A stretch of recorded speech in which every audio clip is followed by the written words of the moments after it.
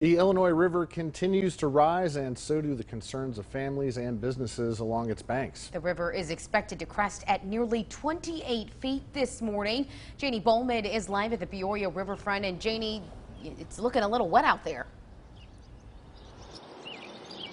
Mark, Shelby, it definitely is. Water is taking over parts of the Peoria riverfront here today and in the past couple days. Yesterday, where we were standing near River Station, is already underwater. I'll step out of the way, give you a look down here. This is where the railroad tracks are, and if you can see out into the distance, that white wall is the nearly 2,000-foot sandbag wall that Peoria Public Works crews spent 2 days installing. It's built to handle levels up to 30 feet, and homeowners along the river say the water levels have already been causing problems for them.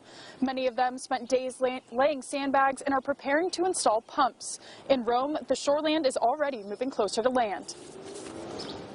It's creeping up. We have actually 2 seawalls. He's put some bricks down below, and just yesterday it was starting to go over the first one.